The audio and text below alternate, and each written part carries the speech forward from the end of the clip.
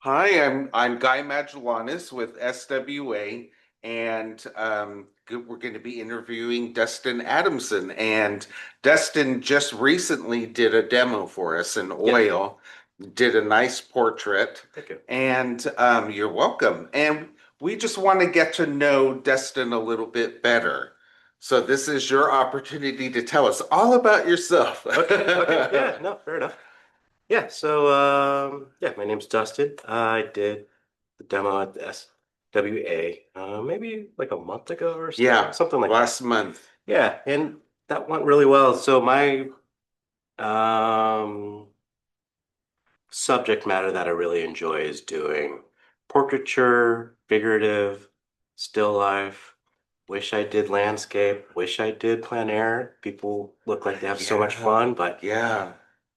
I can't get into it these days. Bugs follow me around Oh outside, so I'm no, always on the that's the move worst. outside. Yeah, But I always look up to people that do that stuff. yeah, But yeah, my personal preference is portraiture, yeah. figurative, still life. And that's what you do well. Oh, thank you. Yeah. Yeah, and yeah, so that I went to school on the East Coast. I was in a small, known as a Tillier system kind of school. It was when they had an American branch in Jersey City. It Uh-huh. was the Florence Academy of Art. So there's the Amazing. original campus is in Florence. They're still Right. there. There's one in Sweden, and then they had a U.S. branch in Jersey City. So that was, And that's amazing that it was in Jersey City. yeah. It's an Florence. American, run by an American guy. Okay. His name is Daniel Graves, Okay. and he trained with a gentleman named Richard Lack, who I think was in Minnesota.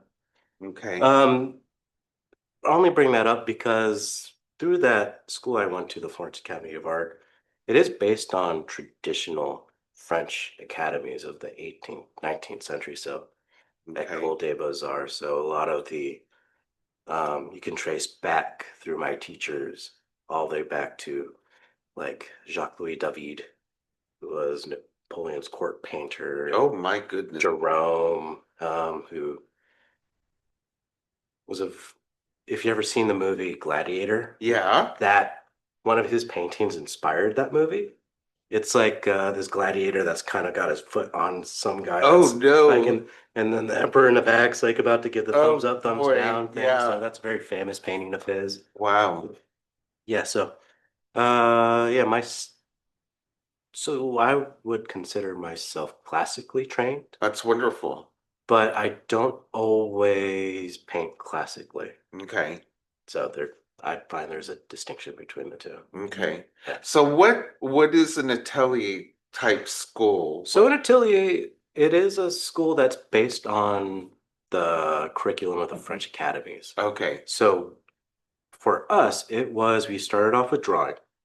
So the day was kind of broken down into like halves.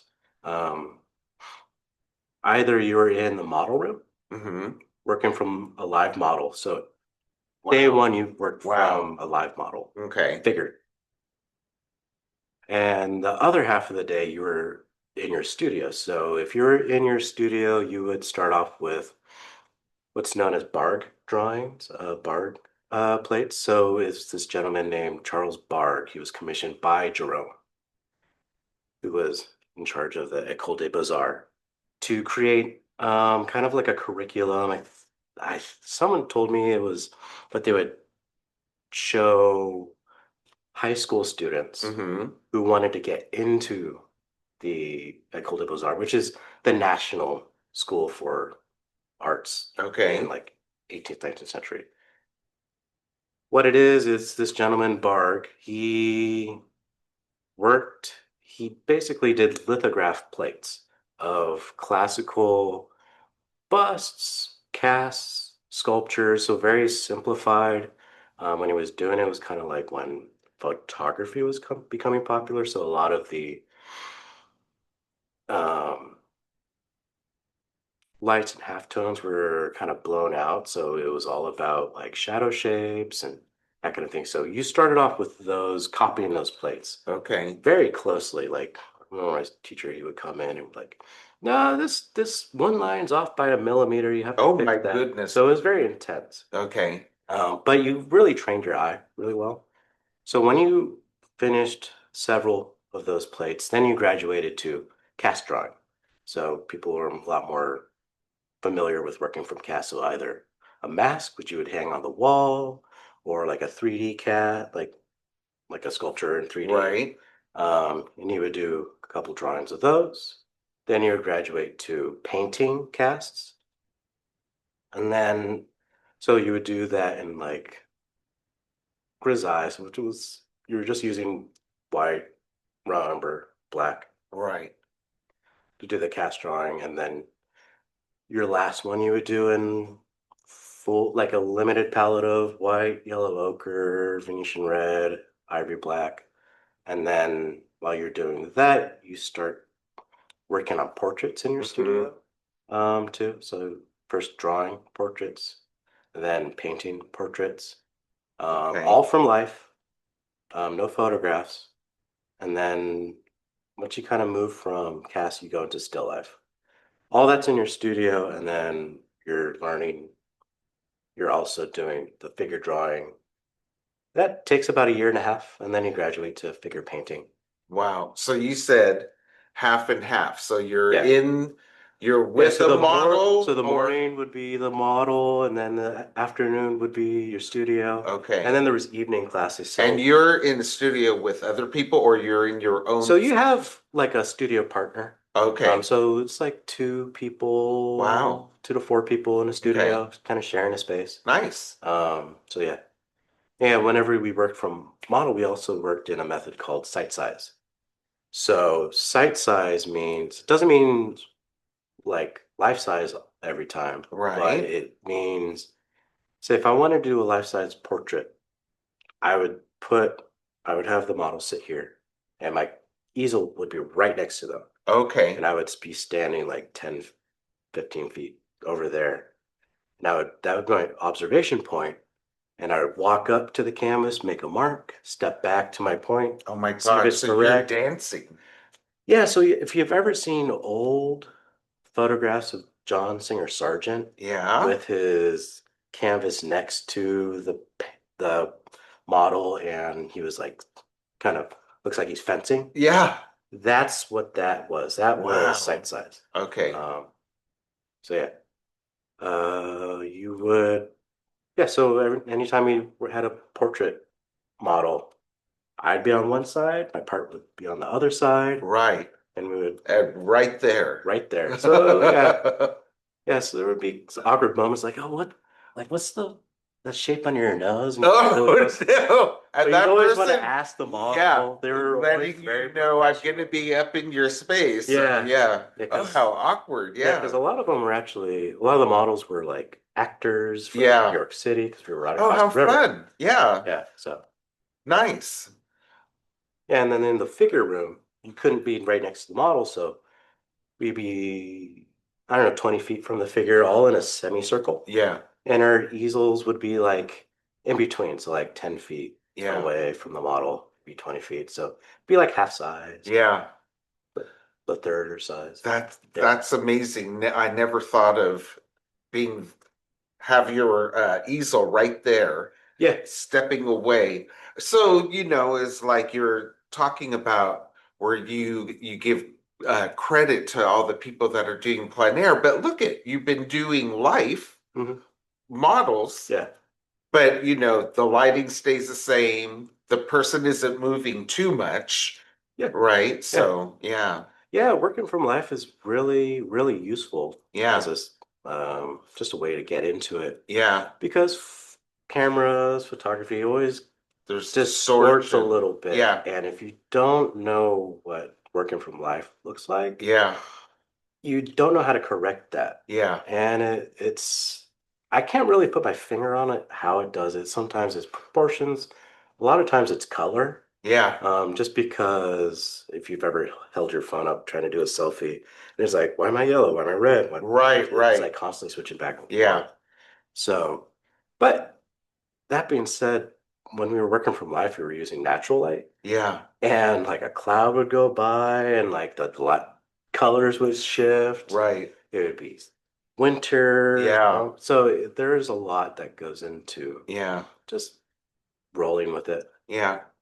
So it's I have a couple of questions, but first it was like me seeing you, it was like I feel so well, let's just say going to where you work at Cal Arts. Yeah, And so I see you there. You're always there smiling, always ready, very calm composure, very friendly, very helpful, appreciate and that. never even thought, well, I wonder what this guy does, besides that, Yeah. your contemporary William Dunn.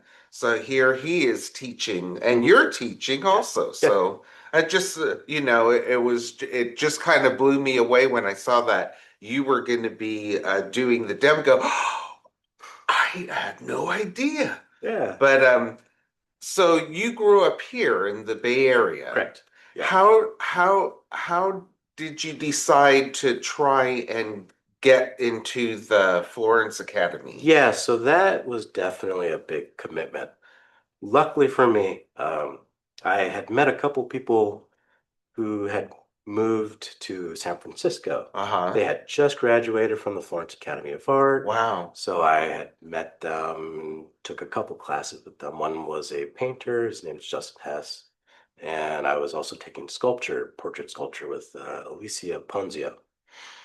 So I had an idea of how the method would be, how the school would be, and I really wanted something like Yeah. that that was more classical training because I went to a college. I went to college down in San Diego Okay. and took art, like I graduated with an art degree, but no idea how to draw. Yeah. So, and it's like, man, I really wish I Yeah. knew a little bit more about how to do this, and then just fortuitously met these people and then took a couple classes. Like that's where I want to go. That's Um, great. yeah, so it kind Yeah. of worked out that way. Yeah.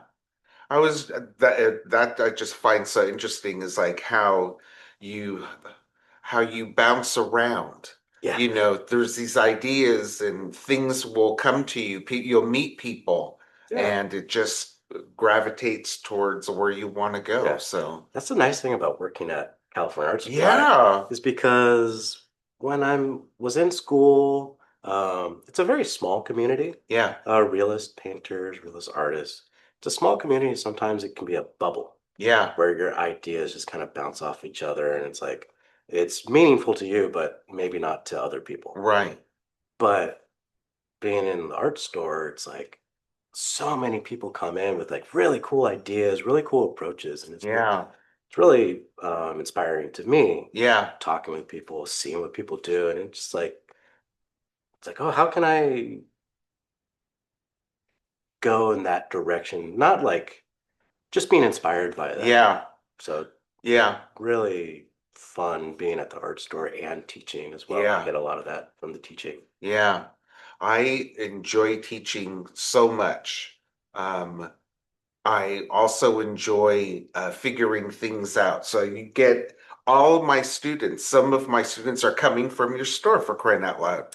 And everybody, and some people are doing the sketchbook art. Mhm. Some people they're doing 30, drawing a day for 30 days. Yeah, But I mean, even beyond that. So they're so accomplished in what they do, and they're doing so many different things. So I'm always getting inspired by them yeah, also. So and so trying different things. And that's where you guys come in. It's very helpful to if I need a tool or something, you guys are there to help. yeah. So it's just wonderful. But yeah. So this what we're doing here is for SWA, we have it's like YouTube, social media accounts, YouTube, Facebook, Instagram. Hmm. And what we do is we film and record all the demos. Yeah. And not every single month we don't have a demo artist, or we have or a board meeting. So this is a way for us to get some information, put it out there because they want to have something continually happening on social media Right. for Yeah. engagement. Of So course. yeah, so this is my first time, Okay. and so I just wanted to say thank you. Yeah, of course. Yeah. And I don't know how to do this because I didn't know if we could have maybe gone. If do you have a studio where you're Not painting? really. Yeah. Okay, so this wasn't hard for you then. No. Okay, maybe next time, maybe you want to bring some work or Yeah. something, or even if you have photos that you can give me, I could like insert that Yeah. into some of the, you know, talking about it. Yeah, of So course. yeah, we'll just do something like that. Okay. So yeah, so um, that's it.